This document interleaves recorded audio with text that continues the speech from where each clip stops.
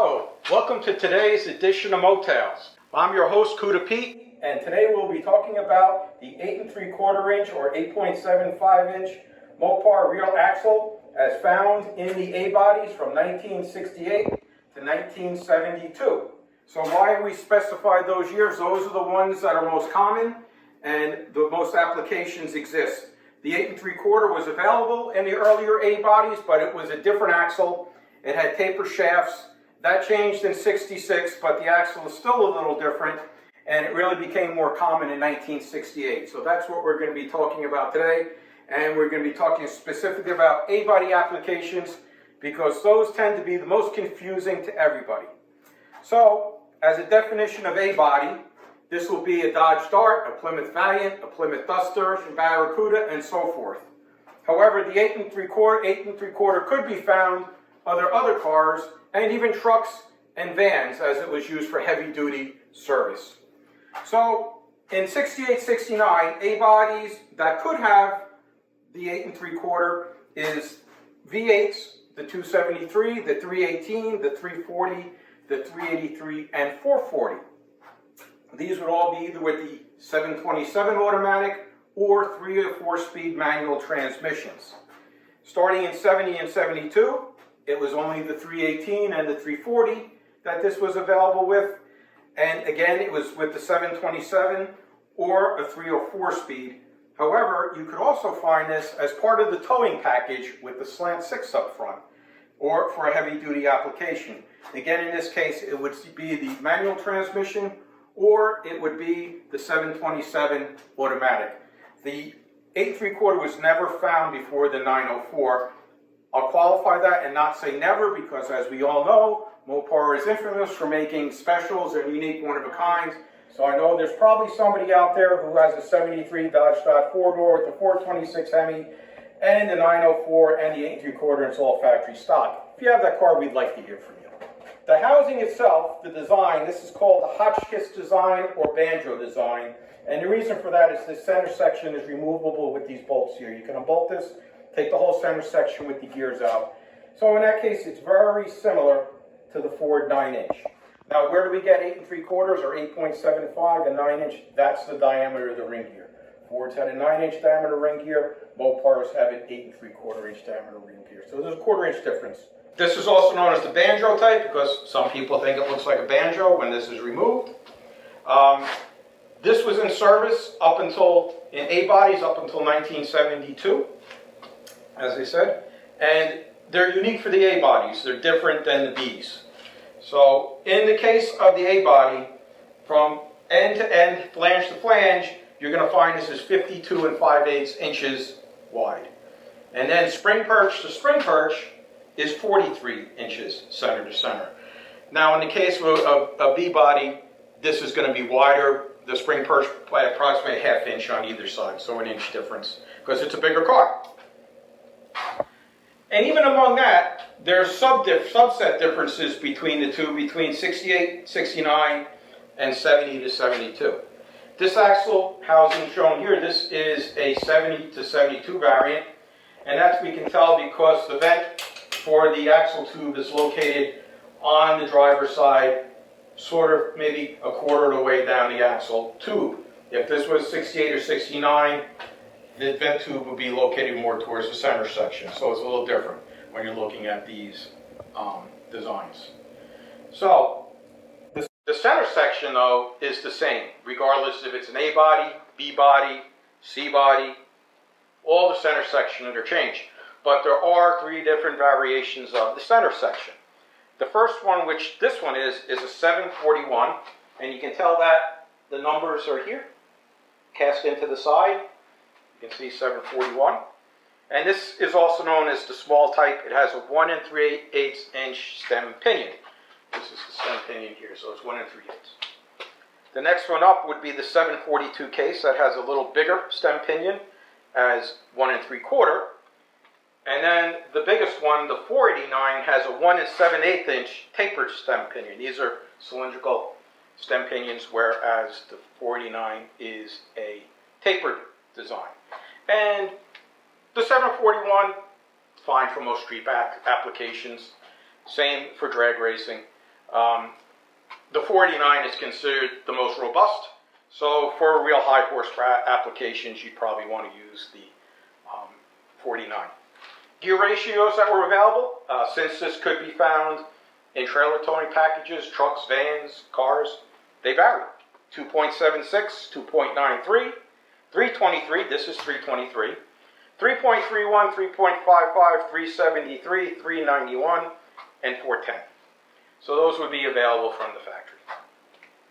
These were also available with the SureGrip, which is Chrysler's word for posi traction. So there were two types of SureGrips. There's the earlier version, which is called the clutch type, and then there's a later version called the cone type. This has the cone type in it. And one way you can tell if a rear axle has posi traction, or SureGrip, I should say, is by turning the axle. And if both sides go in the same direction when you do this, that means it's a SureGrip. If they go in opposite directions, that means it's an open rear end. So this one is a 323 with a SureGrip cone type unit on it. As far as U-joints go, there's two types of U-joints. There's the small 7260, which this is the 7260, and then there's the larger type 7290, which would be here. So in my opinion, you could have a small or a large type U-joint. And then, of course, the drive shaft would be unique for 8 3/4 inch applications. A lot of cars came with the 725, 7 1/4 inch axle. This housing is actually 2 1/4 inches longer than the 7 1/4. So that means the drive shaft has to be 2 1/4 inches shorter to fit in the car properly. So if you're making that conversion, you should still measure it, but approximately you'll have to shorten the drive shaft by 2 1/4 inches. As far as axles go, they're the same length on both sides, and all A-body 8 3/4 inch rear ends are small bolt pattern, meaning 5-on-4 lug nut configuration with right-hand threads on the passenger side or right side, and left-handed lug nuts, threads on the driver's side or left side of the car. So that's the standard application for an A-body. These never came, of course, to qualify that, these never did come from the factory with the big wheel bolt pattern, and they never did come with the right-handed lug nuts on the driver's side. So they're all small wheel bolt pattern, and they are all configured right-hand thread, left-hand thread. Stock bearings in these axles are a tapered roller bearing, but there's also, you can put in a sealed bearing, most commonly known as the green bearing. This axle has been retrofitted with the green bearing. The big benefit with that is there's no end play adjustment. With the tapered bearings, you have to have an end play adjustment on one side. Not a big deal to do, but with the sealed bearings, you just put them in, tighten it down, and you're good to go. There are some differences on these cars depending on the years, like I was saying. If you're going to do that conversion for the 7 1/4, these have 3-inch axle tubes on it. A small wheel bolt pattern 7 1/4 has 2.5-inch axle tubes. So that means you need 3-inch shackle bolts to put on here so that they'll fit in that 3-inch tube. And going with that on the bottom, for the mounting plates for your shocks, you'll need 3-inch drill valve special mounting plates for your shocks to go with that. Now, if you have a later 7 1/4 inch rear, they did, from a car that had post 73 disc brakes, power disc brakes I should say, and 10-inch rear drums, then that 7 1/4 would be big bolt, and it would have 3-inch tubes on it. So if you have that, then you can use the parts from that.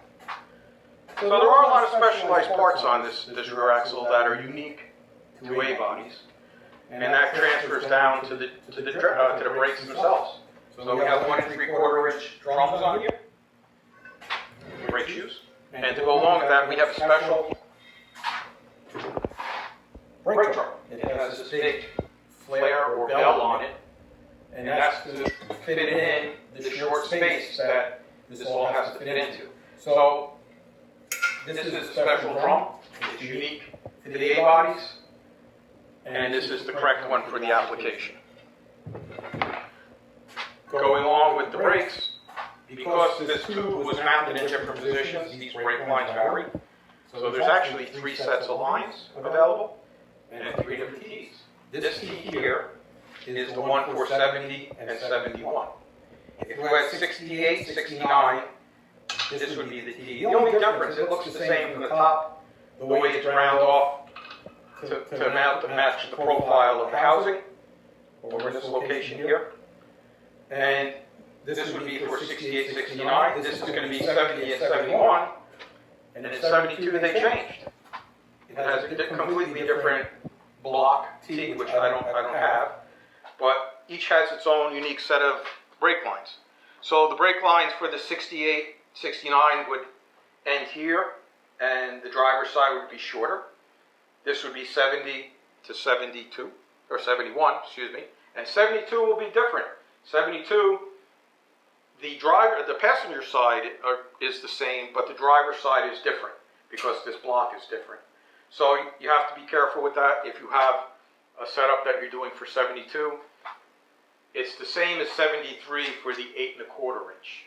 So I guess maybe Chrysler was trying to economize using similar parts at that time, but just be aware that there are 3 different types of brake line setups on the back and 3 different types of T's. So, with that, there's also a different brake hose for the connection to the main brake line, where the 68, 69 is approximately 1 inch longer than the 70 or 71. So you have to make sure that you get the correct rubber brake hose to connect the system up.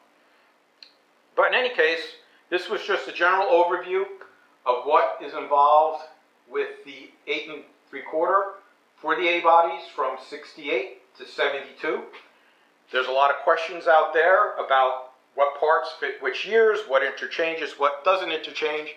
A lot of people try to modify bigger housings, B-body or C-body or whatever, to make them narrower to fit within the A-body confines. But if you can find one of these, they're getting harder to find, but it's usually best if you can get what's correct for the application. So, like I said, I hope this helps clear everything up. And if you have any questions or comments, please leave them below. Thank you.